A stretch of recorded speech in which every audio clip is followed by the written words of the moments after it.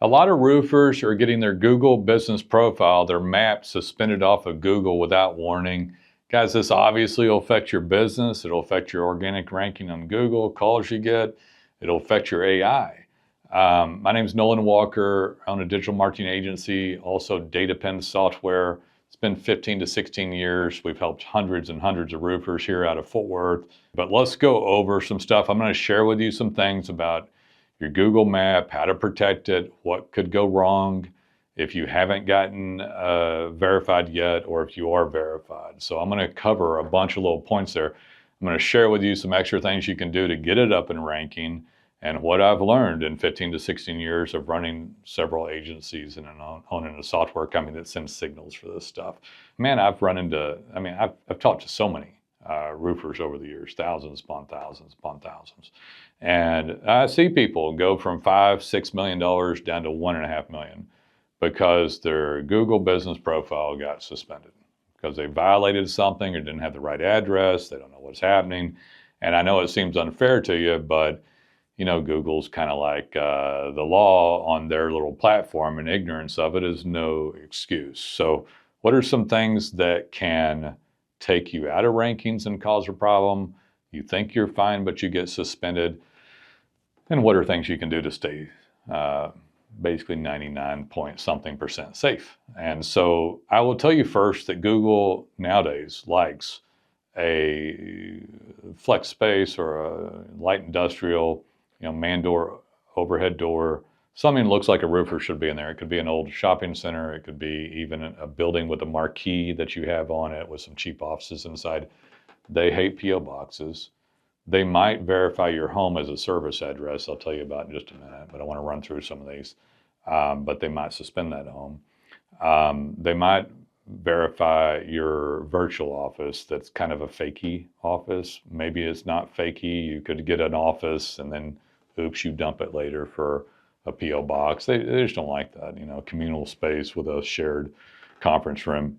Best not to have one. Now, you can have them. They can go up for years and stay up, but they have the chance of getting suspended as the algorithm that verified you decides they don't like it anymore. So the head doesn't always talk to the tail. They do the best they can, and this happens. You want to be safe, light industrial, man door, overhead door, decal on the door, office, toilet, AC. A human can occupy it and does. This is not like a warehouse stuck in the back of a lot.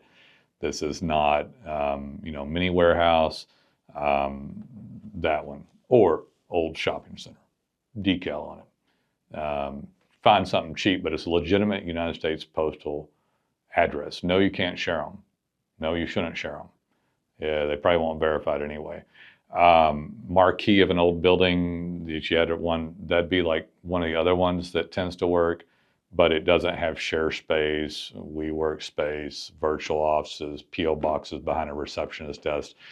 I don't like that stuff. They stopped using like P.O. boxes eons ago. And yes, you'll see them verify a home. It's technically against Google Webmaster Guidelines. They still do it today and they tend to stay up.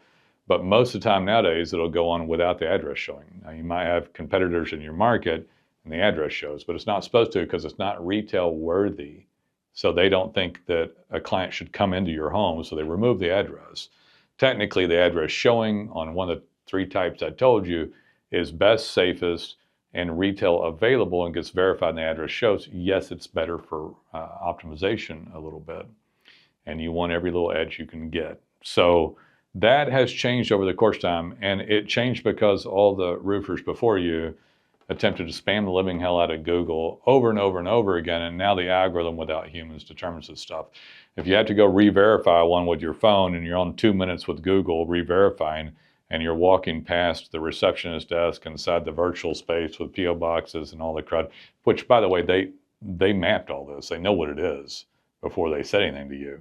But oddly, they will verify something sometimes and then call qualms with it and ask you for re-verification, at which point you can't do it sometimes.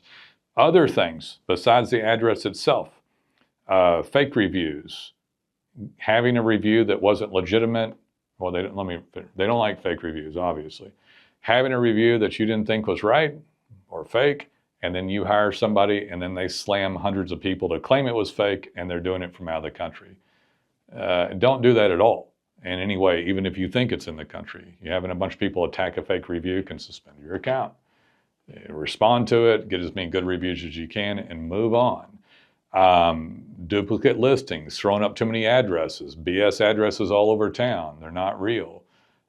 Keyword stuffing your name to get something. So your ABC roofing, and you put roof replacement, roof repair, insurance specialist on the end of it.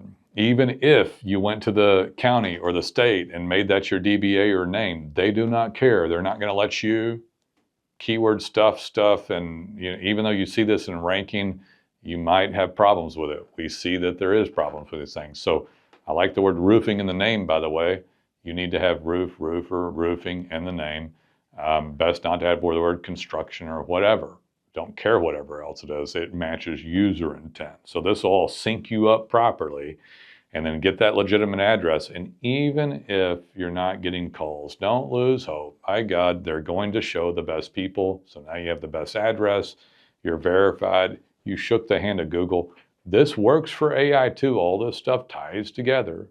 And AI looks at everything in your brand. You can't have stuff hobbled up. Now, do all this right, and then have some level of faith that you're building experience, expertise, authority, and trust, time, tenure, trust with Google and AI, and then you'll begin to go up in ranking. And this is part of it. You just don't want to start on this faulty ground. Build your house on something besides sand, feel comfortable. Get the cheapest address you can, by the way. I'm not telling you go get the dirt cheapest address, but it's a unique USPS, United States Postal Service address, and it matches one of those three that I told you.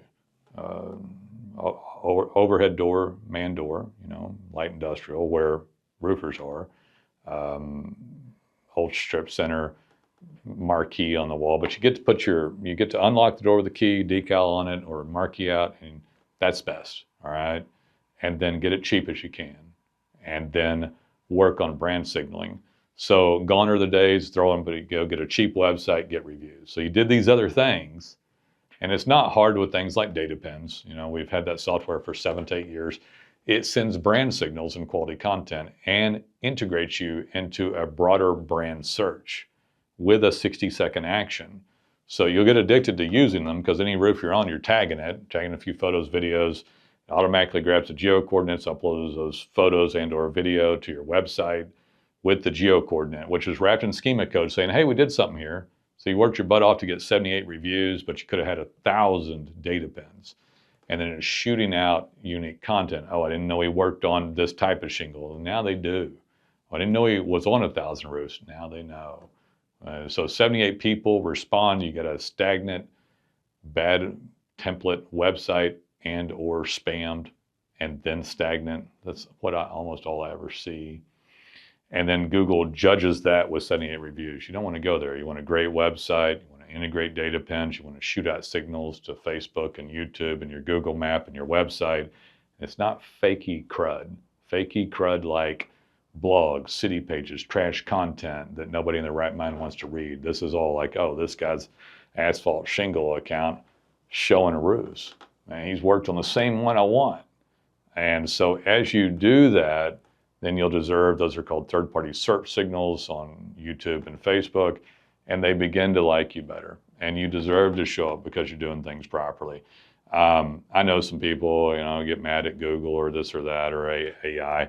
They're just algorithms trying to do a good job for a customer. At least that part of that company is. It's free, doesn't cost you anything. You have to have professional services to help you, like roofing webmasters and data pins. But I'd encourage you to participate, follow the rules.